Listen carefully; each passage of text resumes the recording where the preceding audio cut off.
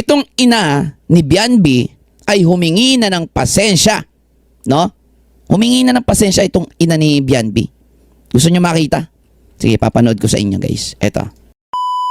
So yun, nakita niyo po ang ating preview kung saan nga po ay humingi po ng pasensya yung mama ni Beyonce. So ipagpatuloy pa natin yan mamaya at bibigyan natin ng reaksyon itong panibagong revelasyon ni Papa Bear patungkol nga po dito sa Team Guapa at patungkol dito sa paghingi ng sorry sa mama ni Beyonce. Bago ang lahat, please don't forget to subscribe, paki-like and share ang ating video, paki-turn notification bell para laging updated every time na mag-a-upload po tayo. At pakisuportahan na rin guys ang ating ama ng Kalingap na si Kuya Bal Santos Matubang at Edna Vlog in Kalingap Rab.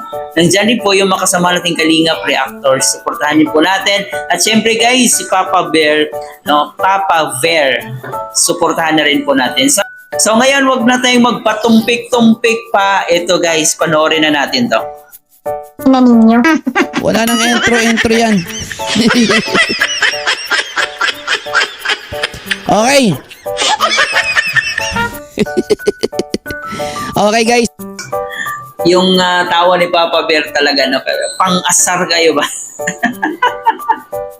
Mapang-asar talaga yung tawa ni Papa Bear. So, bago ang lahat, meron lang muna akong sasabihin.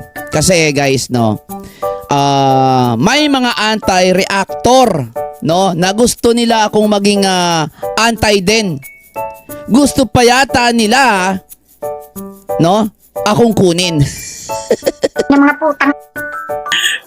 Ganito yung galawan ng mga anti-reactor, anti-kalingap guys. No? Gusto nilang tawag dito, kunin lahat yung mga pumapanig sa kalingap para gawin nilang anti-kalingap.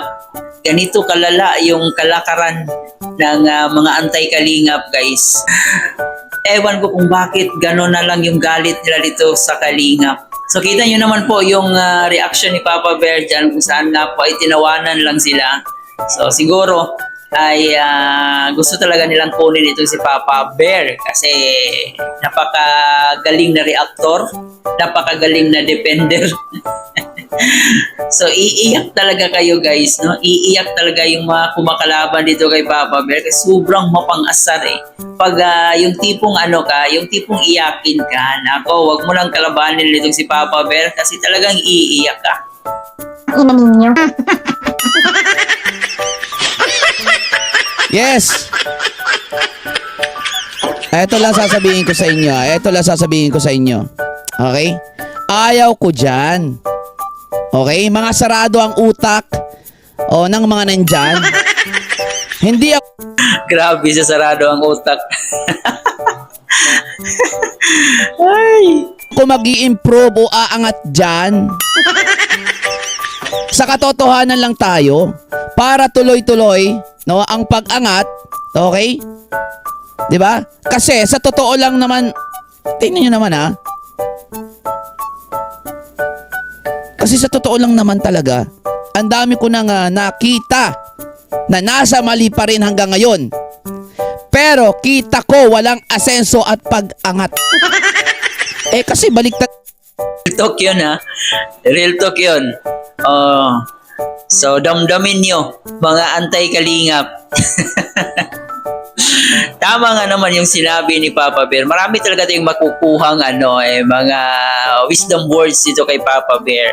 Kaya nanggagalaiti sila sa galit dito kay Papa Bear kasi napakatalinong tao eh. Ang daming alam sa buhay, di ba? Hindi nila kakayanin itong si Papa Bear pagdating sa bardagulan. Talagang kakainin sila nito eh. Dang utak. Real talk lang naman tayo, ha? Masakit talaga pag real talk. Masakit guys pag na real talk po tayo. Hindi kasi nagwawagi, ang mali. Okay? Kapag yung tama ang pinairal. Ayan, grabe, ang dami nyo na agad Wala pang intro yan Oo. Wala na intro pa, real 2 ka na agad. Ganito yung mga gusto kong reactor yung mga defender sa Kalingap. Kasi tayo guys, hindi po tayo magaling dyan pagdating sa mga ganitong bagay. Nagre-react lang po tayo na yung baga, neutral lang. Pero itong si Papa Bear, grabe kung makapag-react Asar talo talaga pag ito yung nag-reaction. Nako, iiyak ka talaga.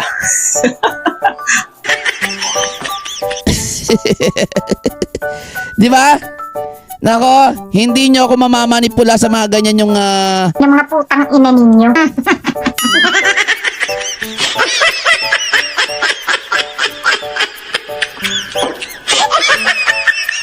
okay, hindi nyo ako mamanipula sa mga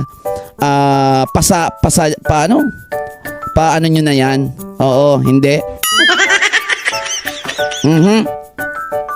Eto kasi, nagsasabi na bakit Di ba? Hindi nyo talaga kayang bilhin yung ni Papa Bear, yung dignidad niya. Nandun talaga siya parati sa tama at ayaw niyang sumama sa mga taong kahit anong gawin is hindi naman daw umaasenso. So dito talaga siya sa Kalingap, guys. Ayaw niyang sumama doon sa mga anti-Kalingap na hindi naman daw umaasenso. Grabe talaga to si Papa Bear kung bumalat daw hindi ito ang reaksyonan ko, hindi ito ang i-content ko. Aba, hindi lang pala kayo reactor, no? Diyan sa mga antay, no? Ano, boss ko din kayo?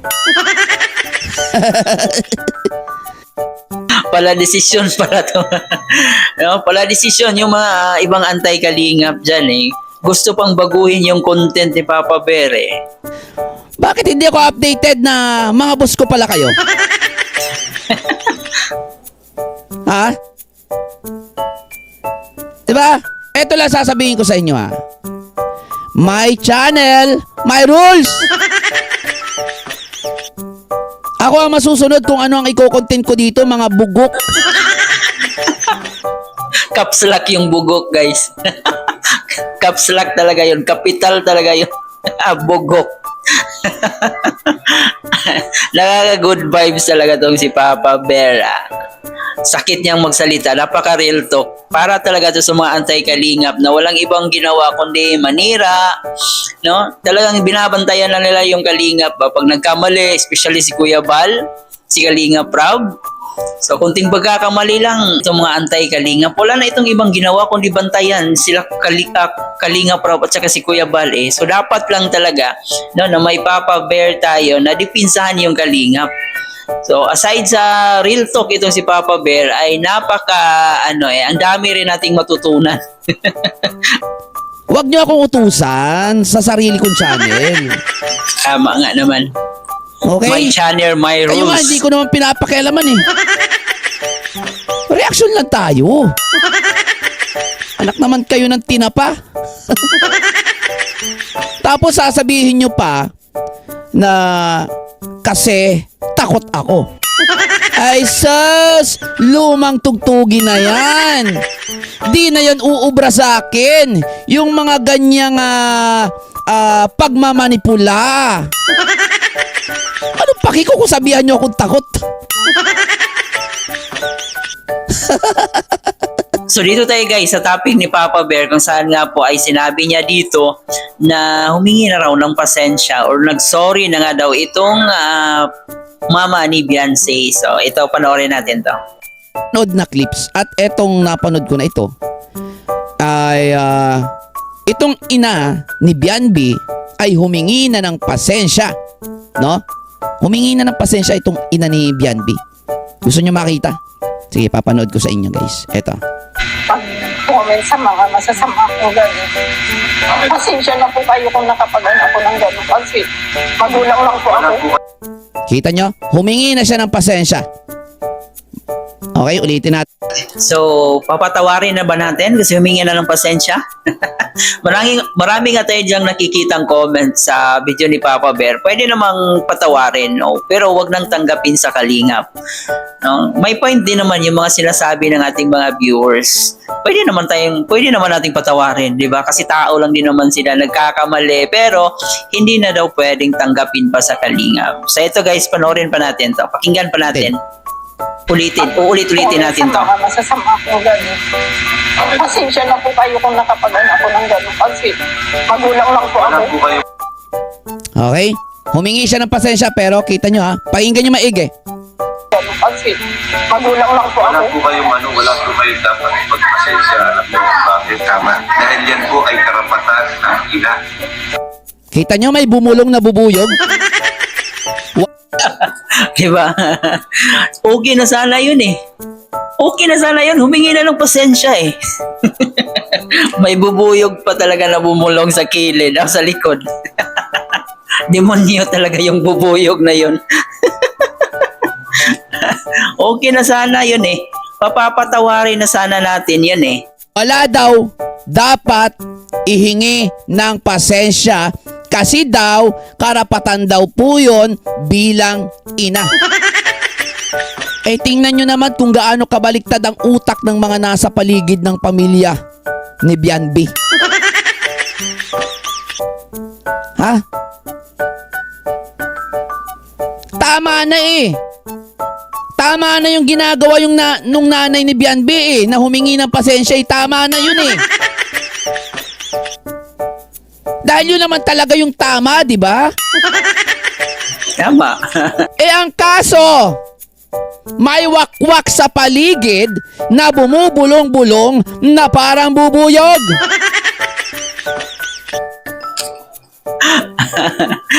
Nandun na sana eh. Sincere na sana. May paiyak-iyak na sana si Nanay Hansel dito eh. Sayang nga lang.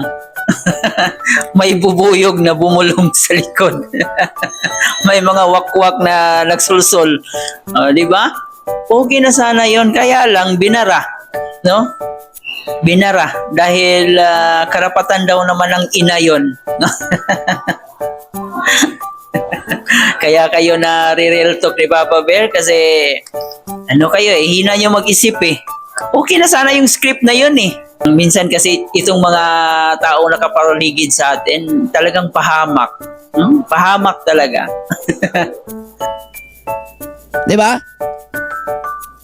At sinasabi na walang dapat ihingi ng pasensya itong ina ni Bianbi. Anong dahilan? Kasi karapatan daw yon ng isang magulang. Anak ng tinapa. Anong karapatan ng isang magulang ang hindi paghingi ng pasensya kung ito ay nakagawa ng masama o may nasabing masama sa kapwa?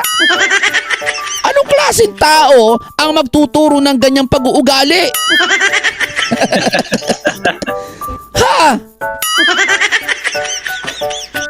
Kailan pa naging karapatan ng isang magulang na magsalita o magkomento ng masama sa kapwa? Kailan? Kailan? Okay na eh. Humihingi na ng pasensya eh. Ha? Diba? Pagkatapos eh hindi dapat humingi ng pasensya. Lalo na sa mga taong nakapagbigay ng tulong dito. Okay na sana. Nakapag-isip na ng maayos, ng matino yung nanay. Kaso Pahamak yung mga taong nasa paligid. may Lucy na nasa paligid niya. Nako naman. So, yun. Baka gusto nyo panoorin guys ang buong video, buong live ni Papa Bear guys. Pwede nyo puntahan. Talagang mai-enjoy kayo, matatawa kayo at the same time. Meron kayong makukuhang mga wisdom words no, dito sa kanya. So okay na sana eh. Humingi na ng pasensya itong nanay ni Beyonce, itong si Nanay Hansel eh. Kaya lang binabara ng mga taong sulsol. So ewan ko kung ano yung iniisip nila. Kaya pinagtatawanan sila dito ni Papa Bear kasi palpak yung mga plano nila eh. So yan lang muna guys ang ating update and maraming salamat sa iyong pagsama. So huwag kalimutan mag-like and share and paki-subscribe na rin po ating channel. Ito po yung host na si Chloe TV. Thank you for watching.